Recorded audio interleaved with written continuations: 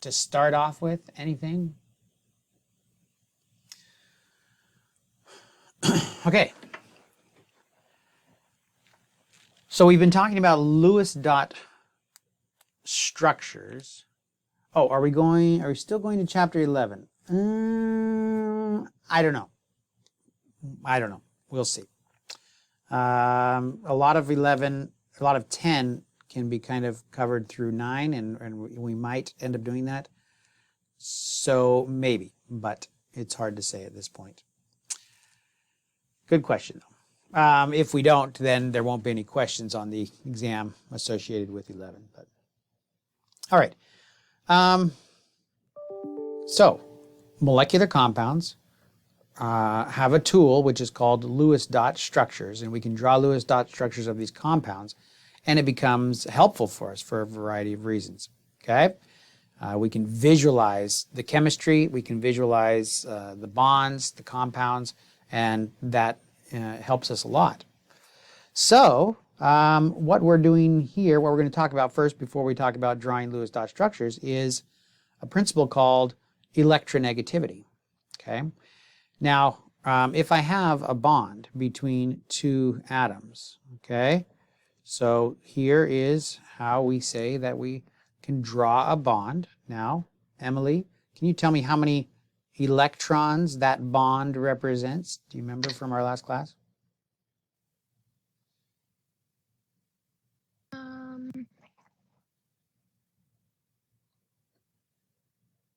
Here's a little reminder. If I were to draw these atoms as their Lewis dot structures before I draw them bonded, they would look like this. And then when I bring them close together, I draw them like this, right? And another way that that can be drawn is like that. So how many electrons is that? 2. That's right. 2 electrons. So each bond represents 2 electrons. So if I have X and Y coming together to form a bond there, we talked about this last time. The delta E for this process, Harry, positive or negative?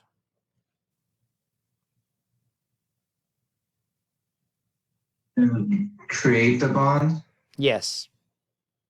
It's negative. That's right. Releases energy, stabilizes the situation. That's similar to what we saw before also, is that this process, the change in energy here, positive or negative, James Oliver?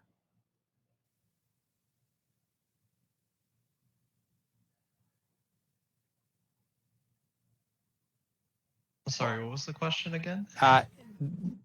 If I give an electron to X here, is the energy change going to be a positive value, a negative value, or can we not tell because we don't know what X is?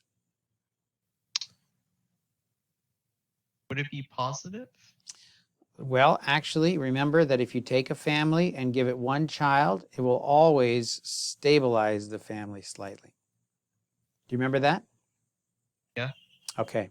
So this, also known as electron affinity, the first electron is always negative.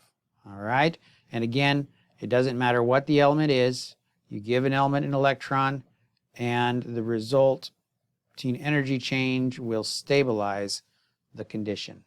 Okay? So if I take 2 atoms, bring them close together, and form a bond, right, then that process releases energy. Even though I'm not giving a complete electron, as in ionization energy, I'm just increasing the available electron density, which is forming a bond, right? It stabilizes the conditions. X and Y can be stabilized when a bond is formed in between them, when electron density is shared. All right? So, what we want to talk about now is that,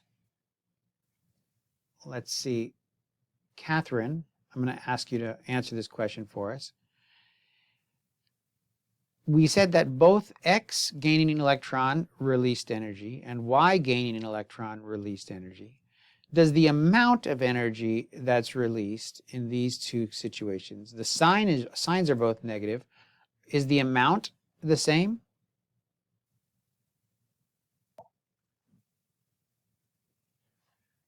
Did you say there, Catherine? No, it's not the same. That's right. It's not the same. That is dependent on the electron. All right. So, for example, if you look at something like fluorine, and you are giving fluorine an electron, right? It will stabilize the atom differently than if you give something like carbon an electron. Giving an electron to fluorine to make F minus, giving carbon an electron to make carbon a C minus, all right? Both of these release energy, but they release different amounts. What do you think, Katie? Do you have any idea about which one would release more energy based on our periodic table?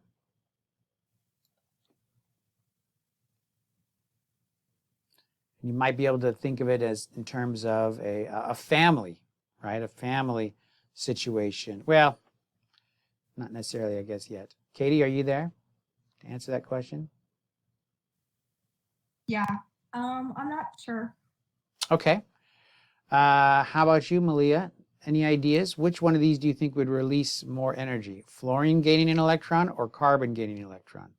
Maybe think about the electron configuration.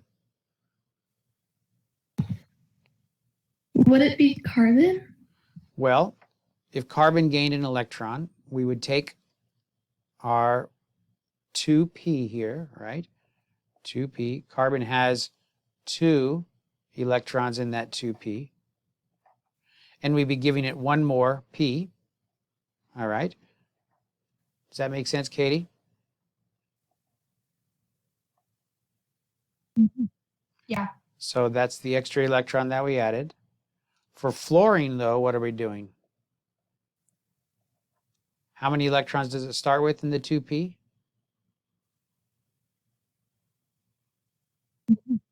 5. 5. 1, 2, 3, 4, 5.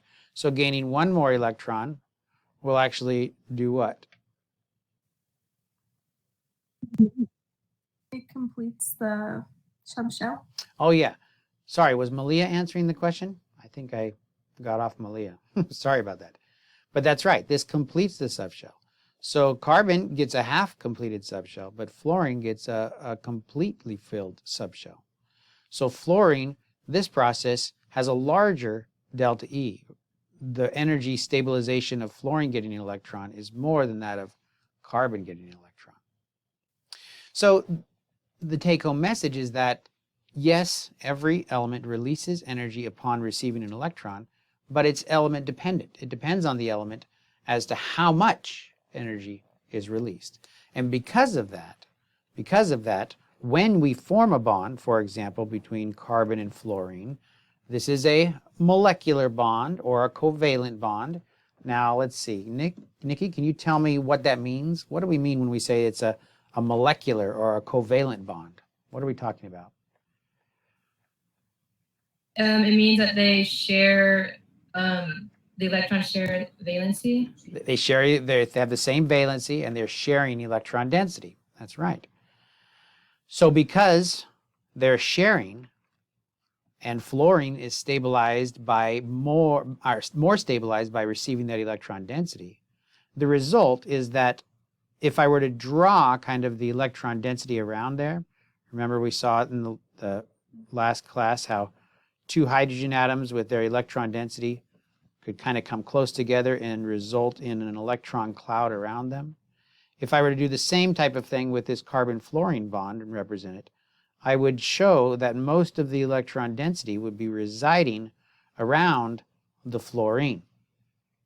It is what we say more electronegative. Fluorine is more electronegative. It is stabilized more by having the electron density more than carbon is, right? Okay. We have here in this slide numerical values for the amount of stabilization that elements receive upon receiving an electron, or electron density, or the electronegativity of different elements. And what we want to recognize here is that fluorine is the element that gets the most stabilization upon gaining electron density. And that oxygen is the second, and that nitrogen is the third, and that nitrogen is actually above everything else on the table. So nitrogen is above everything else on the table except for oxygen and fluorine, and oxygen's above nitrogen and fluorine's above that. So what we have here is 3 electron hogs: nitrogen, oxygen, and fluorine, the most electronegative. Okay? Now we talked about why carbon is less electronegative than fluorine, right? We said that fluorine was more electronegative because when fluorine gets an electron, it completes a subshell, whereas carbon only half completes that subshell. Well, why do you think our explanation for why fluorine is so much more electronegative than chlorine? Whose turn is it? Precious. Looking at our periodic table, can we think of an explanation for why chlorine and bromine are so much less electronegative than fluorine? Any idea, Precious? I have no idea. Okay, what about thinking of them as a family? If we thought of fluorine as a family with 9 kids, and we're going to give it 1 more, whereas bromine has 35 kids, and we're going to give it 1 more, which family do you think would be more influenced by the addition of a child?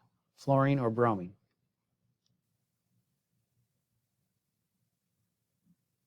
Precious?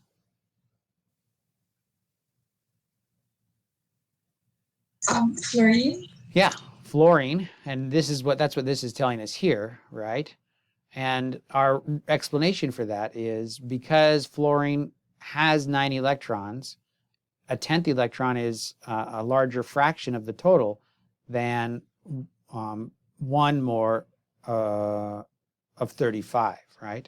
So if we're adding just 1 more to bromine, it already has 35 electrons. That 1 more improves its stability, but not as much as fluorine's does.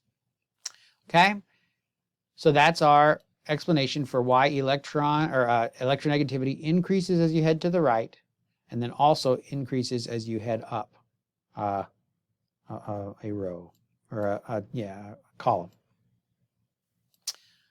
Okay, so then we can, on these bonds, right? So here's another example of electron density unevenly distributed between oxygen and hydrogen, right?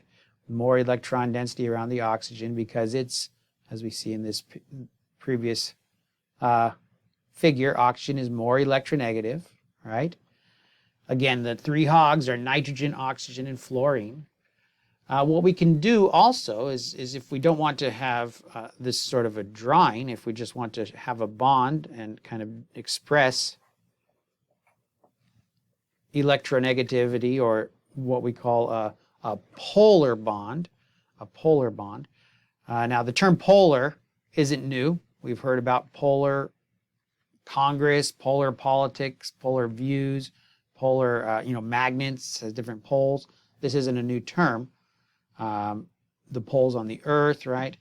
But what it means is that when something is polar, it's all towards one side, or it's unequally distributed between the 2 sides.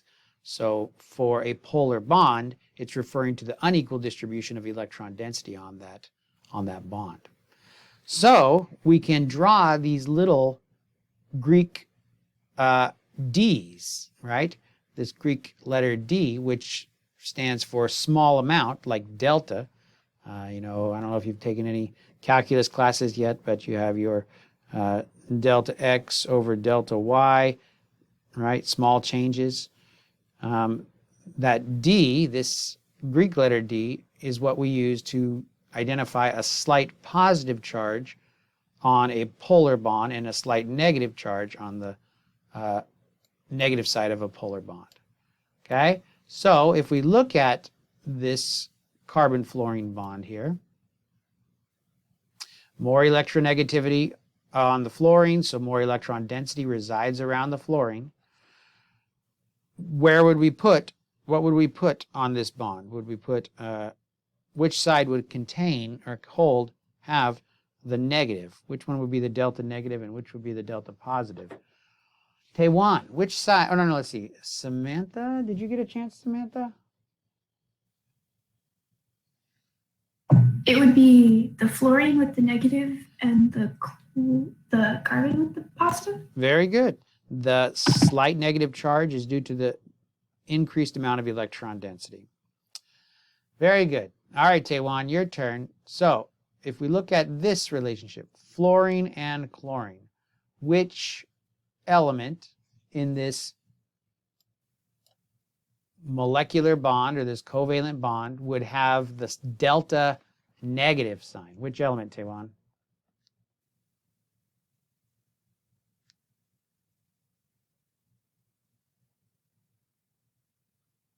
Emily, do you want to help him out? Which element would have the delta negative on it between fluorine and chlorine?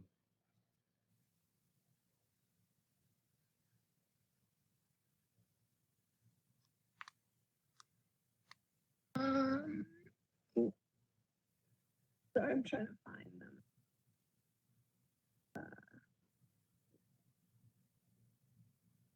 them. Would it be chlorine or What's that? would it be chlorine? Chlorine would have which one, did you say? Negative. Which one? Negative Oh, the negative? chlorine. Okay. Actually, fluorine would have the slight negative charge and chlorine would have the Okay. positive charge. Now, why is that, Harry?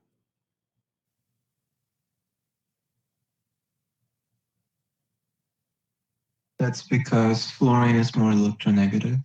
That's right. Fluorine has more electronegative than chlorine, so the electron density is going to be around the fluorine. Stabilizes the molecule, the bond more if the electron density is around the fluorine.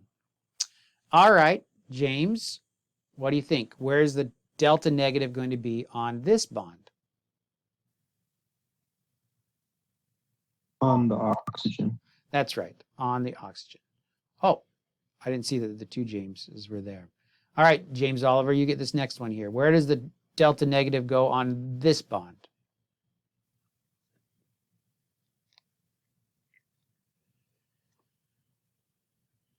You there, James Oliver?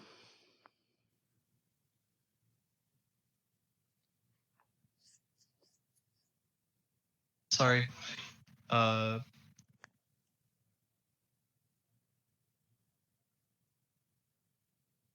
Would carbon have a negative delta value? Okay. The answer is actually on the nitrogen, has the negative or the delta negative. Now, so what we're seeing here, what this is telling us when we see a delta whatever, it's showing us where the electron density is kind of leaning toward in these covalent polar bonds, okay? And we're not going to have to memorize all these numbers. All we're really going to have to know is that nitrogen, oxygen, and fluorine have increased electronegativity in that order, nitrogen, oxygen, and fluorine, and nitrogen is higher than everything else. If you remember those two facts, then that'll be enough to answer any questions about polarity or, how strongly polar bonds are or where the electronegativity is shifting towards in a bond. Okay, very good.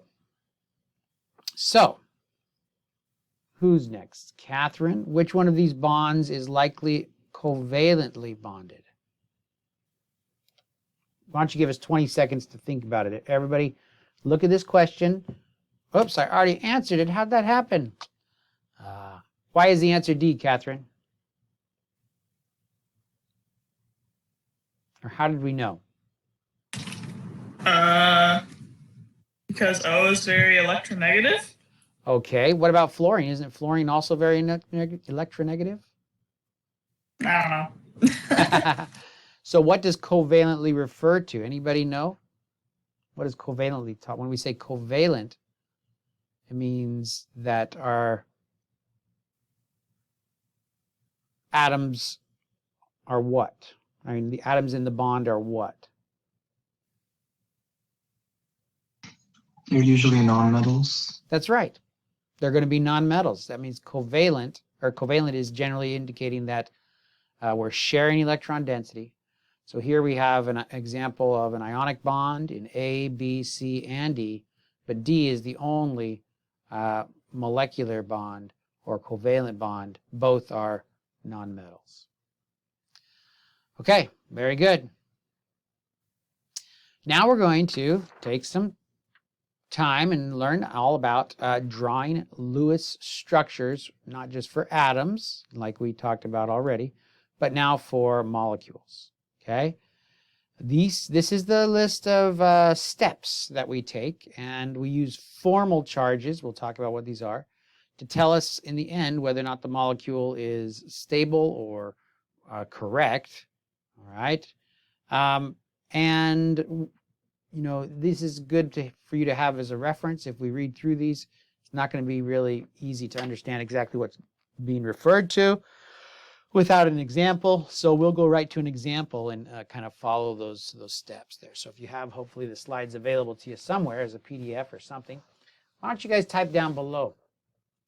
Tell me, has anybody printed out the slides? Say yes if you've printed out the slides down below in the messages.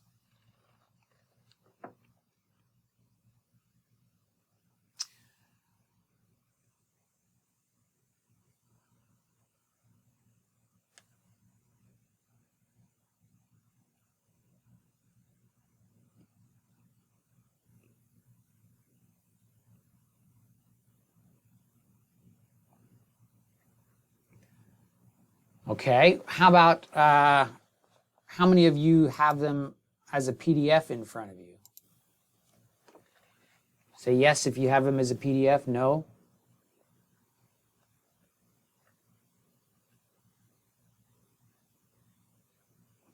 Okay, so we got a good collection, hopefully, of those who can have the slides in front of them. I think that that's helpful to have the slides in front of you, because if you just use this, then you only have one slide. I don't know. Say no printer. Type no printer if you don't have availability to a printer.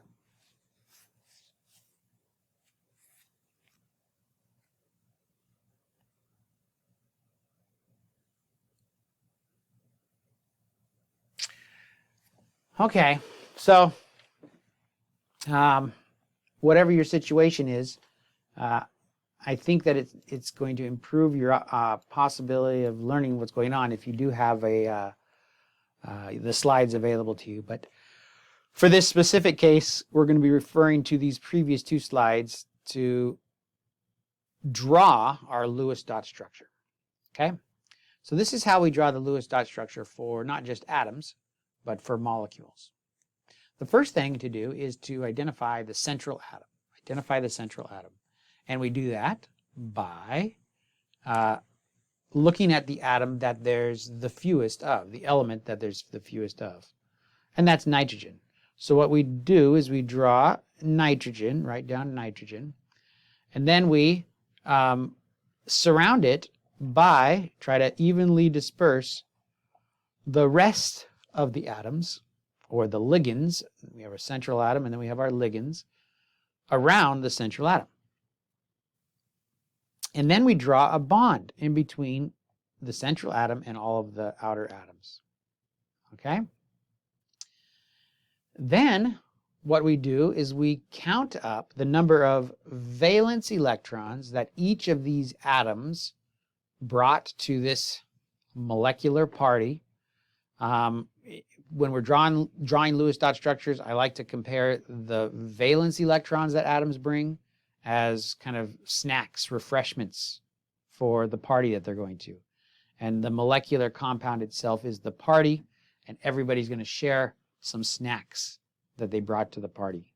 And that's something we need to know, is how many snacks are brought by each element, okay? And we can do this, we can identify this simply by looking again what column the elements are in. So nitrogen, how many valence electrons does nitrogen bring to the party, Katie? 5. 5. That's right.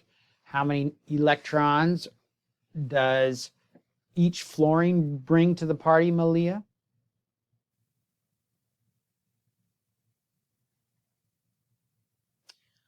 Each fluorine. How many electrons does it bring, Malia? Nikki? Oh, Malia's got it. How many, Malia? Was it 10? No. Fluorine brings 7, and we can tell that it has 7 valence electrons because it's in the 1, 2, 3, 4, 5, 6, 7th column. Can you see that, Malia? Oh, yeah. Yeah, sorry. I see that now. So if there's a total of 3, that's a total of 21 valence electrons brought by fluorine, adding up to a total of 26 valence electrons, for this whole party. Okay? So now it's our job to distribute the valence electrons on this molecule in the correct place. 26 valence electrons is how many we brought to the party, but what we have drawn so far,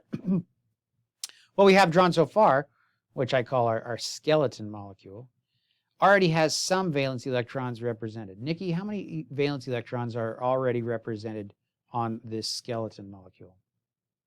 6. 6, 2 for each bond. That's right. So I'm going to subtract that from my total and recognize that I only have 20 more valence electrons to put on this structure. Okay? So after I've counted up the valence electrons and added a bond to each surrounding atom from the central atom, the next step is to satisfy the electron demands, which is usually almost always going to be the octet, for the central atom. That's what we do first.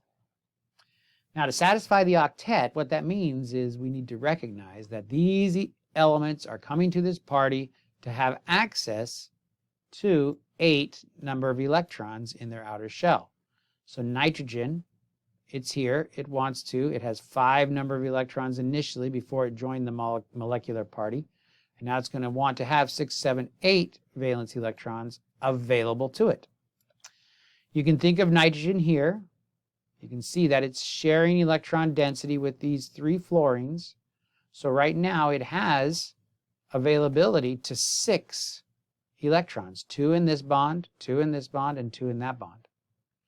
Now, I will add 2 electrons like that, non-bonding electrons. Remember, we called electrons that are just dots like that non-bonding. These are bonding electrons.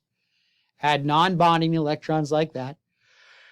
And now nitrogen has 8 electrons available to it.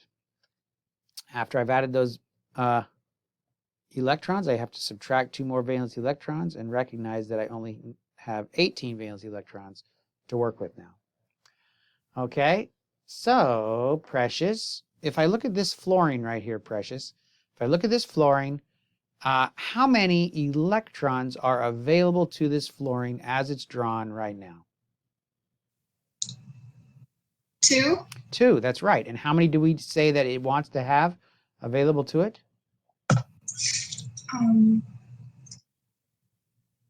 What it wants to have? Yeah, how many does it want to have available to it? 7. Well, it wants 8. Yeah, that's right. As an atom, it has 7, but it joins molecules, so it can have 8 available to it. Good.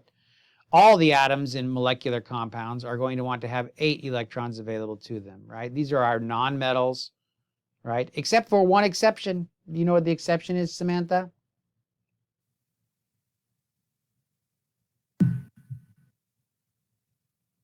Hydrogen? That's right. Hydrogen doesn't need to have 8 electrons. How many does it want to have? 2. 2 electrons. Very good.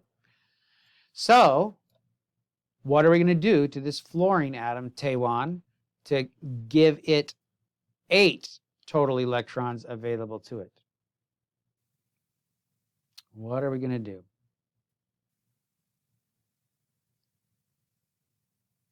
Emily, do you have any ideas? What do we need to do to this fluorine atom here to get 8 electrons available to it?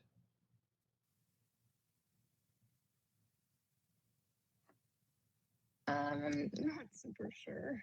What we're going to need to do is, like the nitrogen, we had to add 2 electrons. We're going to have to add not just 2 this time, because it only has 2 right now. So we're going to have to add 3, 4, 5, 6, 7, 8. So we're going to have to add 6 more electrons. So now it has 8 electrons available to it. So I added 6 electrons. So now I only have 12 left. Where are the next one's going to go, Emily? Where are the rest of those 12 electrons going to go? The 6 will go to each. That's right, 6 around each fluorine here. Now this fluorine has 8 available to it. That one does, that one. All fluorines have 8 available to it. Nitrogen has 8 available to it. We've used up our valence electrons, right? Okay, so we've distributed all our valence electrons, and everything has 8. Every atom has 8 valence electrons available to it.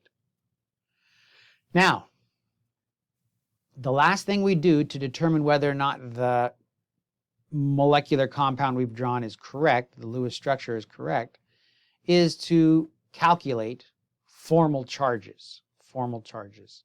Now, formal charges is the difference between the number of electrons that it brought to the party compared to the number of electrons that it has not available to it, but right around it. Okay?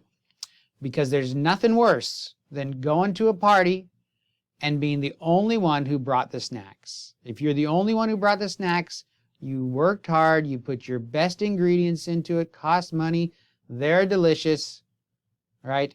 You're not going to want to just give them all away for nothing. So if you go to a party and you're the only one who brought the snacks, you keep the refreshments close and say, yeah, you can share a little bit, but in the end, you're going to want to have most of those refreshments right around you. Okay? Same with these atoms. This fluorine atom brought how many electrons to the party, Harry? Brought 7. It brought 7. It has available to it 8 electrons. 1, 2, 3, 4, 5, 6, 7, 8. But how many electrons, Harry, does it have right around it? 7. 7. It has 7 right around it. So what we're saying when we say right around it is it's lone pair electrons, or sorry, non-bonding electrons, and 1 of the electron that it's sharing, of the pair of electrons that it's sharing. All right, so there's 7 electrons right around it. And the same situation for all, or these other 2 fluorines, right? 7 electrons right around them, all right? Let's see, looks like we need to clean this up a little bit. Okay?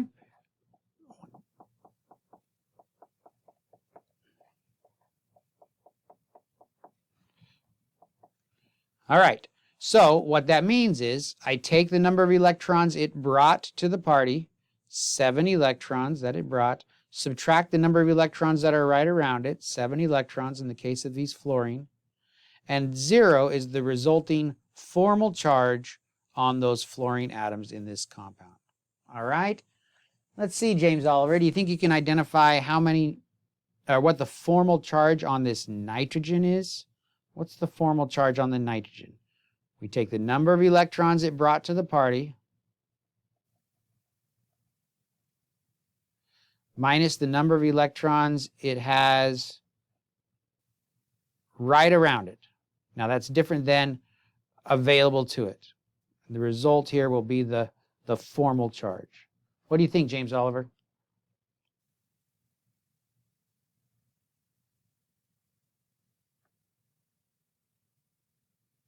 How many electrons did it bring to the party? Nitrogen? Would it be 14? No. How many electrons did nitrogen bring to this party, James Oliver? Do you know? Oh, 5. 5. Very good.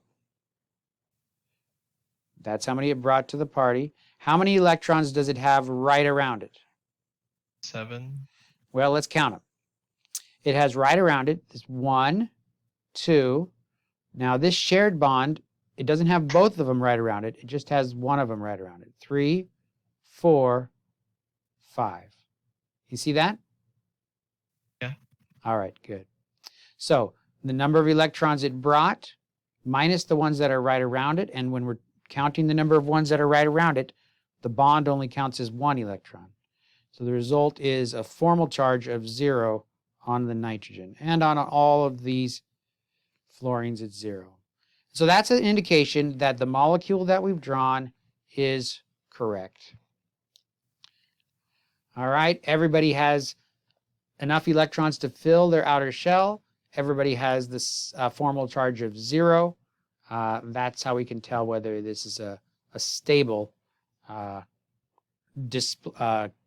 representation of our compound. All right, so let's try another one here. Sometimes we find ourselves in a situation where we don't know what the central atom should be. We don't know what the central atom should be. For example, in this compound here, HCN, we have 1 of hydrogen, 1 of carbon, and 1 of nitrogen. And so we have to identify some rules to help us identify or know what our central atom should be. And these are the rules. Hydrogen is always going to be a terminal, a ligand atom, because hydrogen can't share more than just 1 electron, right? Carbon would like to be a central atom and will almost always be a central atom because it always wants to have 4 bonds to it, or 4 regions where it's sharing electron density, right? So carbon is usually central. Halogens, that's our group 7, right? Fluorine, chlorine, bromine, iodine. They are usually terminal because they usually just like to share 1 electron, not always. And then if there's any other discrepancy, you can rely on this rule that the element that's least electronegative will generally be the central atom. Okay? So with those rules, we can see that for HCN, we're going to be having carbon as our central atom. Carbon as our central atom. So after I draw carbon as our central atom, James, what's the next step in our creating our Lewis dot structure for this compound? James Willis? You put the H on one side and the nitrogen on the other side. That's right. And then what? And then do the bonds. Draw a bond. And then what's next? Fill in the paired electrons that each of the things have. Okay. First, before we start writing dots down, and this is why it's important because we don't know how many dots we have to write down. So what is it we have to do before we start putting dots down?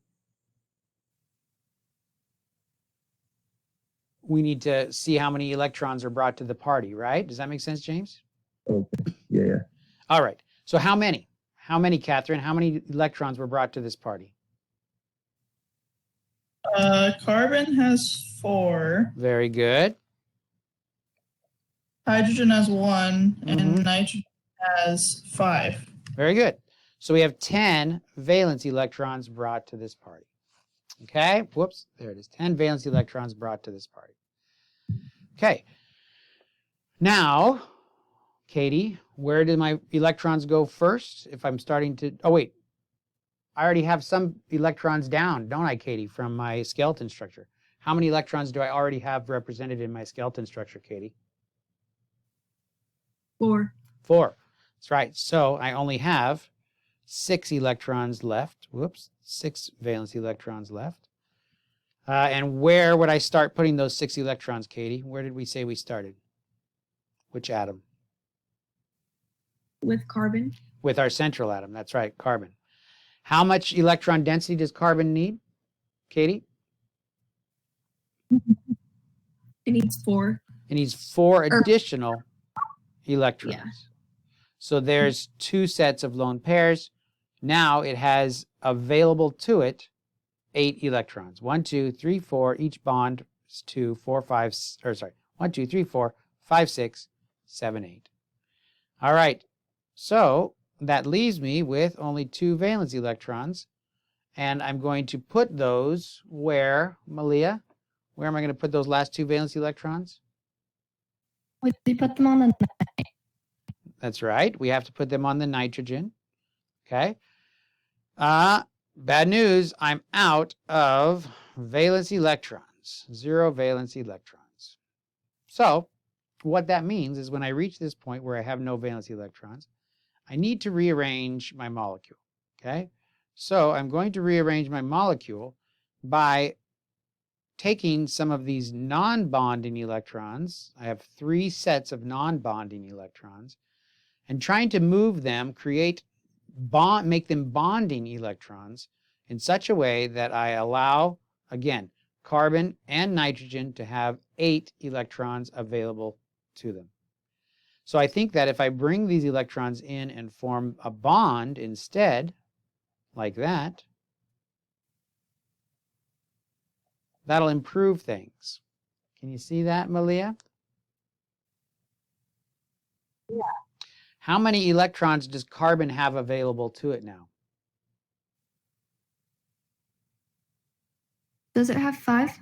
Let's see. Available to it, that means it has these 1, 2, 3, 4, 5, 8. 8.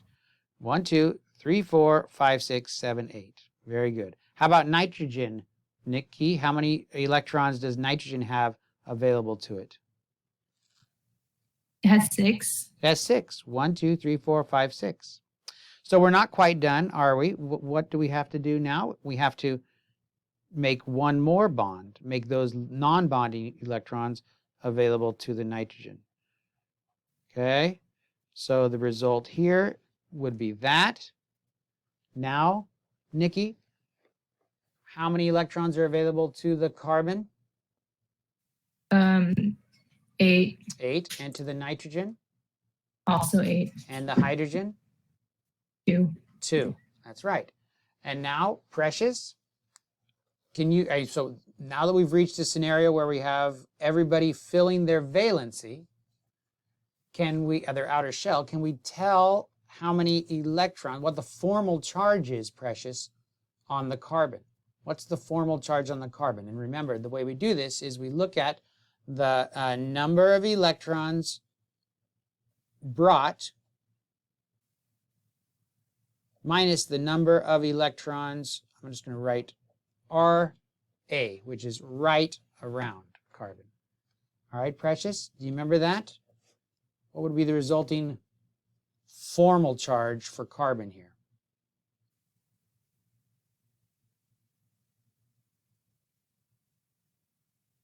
Uh, 4? Well, how many electrons did it bring? 4. It brought 4, so it's 4 minus how many electrons are right around the carbon right now? Now, there's a difference between right around and available to, right? How many? So 4. That's right. 4 are right around. It's 1 right there from that bond, 2, 3, 4. So each bond only has 1 right around the carbon. So the formal charge is equal to 0. How about the nitrogen, Samantha? Can you tell how many, or what the formal charge on this nitrogen is?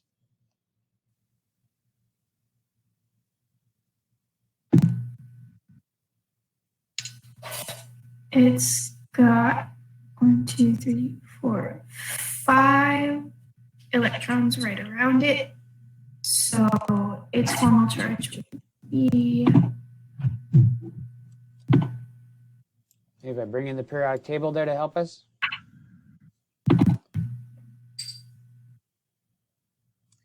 How many, its formal charge. how many electrons did it bring to the party? It brought 4. It brought how many? Say that again. 4. 4 as in 3. 5? 3? So here's how we know. We count this row. 1, 2, 3, 4, 5. So elements in this row bring 5 electrons to their party that they go. Does that make sense? Yes. So it brought 5. We subtract how many it had right around it. How many did you say it had right around it? 5. 5. So the resulting formal charge is 0. So none of these atoms have formal charges. And what does that mean when none of the atoms have formal charges? Harry, what is that an indication of? That the Lewis structure has been done correctly. That's right. Very good. That's an indication of a stable Lewis structure that's been done correctly. Okay, very good. So now is the chance for you guys to use the rest of the time to try and draw. Now, it might be a little bit more than 3 minutes, but we're going to try to draw. Well, nah, better not. We'll do that for the beginning of class next time. We'll get into some breakout groups and try to draw the Lewis dot structure for carbon dioxide. All right. Other than that, we'll stop for today. We have labs, my labs. Make sure that you're working on, thinking about, planning on finishing the appropriate number of exercises for your final there. I put up some new videos of working with different students, solving some of those problems. So they can be guides for you to help you if you're confused about anything. You can also contact me and let me know. I think that all that it really requires is dedication to holding still and looking at those things and going over them for a while. Other than that, hopefully everybody's looking at the practice exam there. Again, that practice exam is just going to be practice. I think that we're probably not going to have time to actually have an exam. It'll probably just be a final. We might be able to sneak one in. I don't know. It's not terribly helpful for any reason to do one. It'll just be practice, and your final exam would change the score if you did better. So, but you can think about it and let me know if you're interested in a test after Chapter 9. I think we're set, so we could do a test after 9, but you can think about it. Any other questions? If there's not, if you don't have any questions, you can leave. If you want to hang out and ask questions after everybody else has left, I will hang around and wait. Otherwise, I will communicate with you guys on Monday. See you later. Thank you. You're welcome.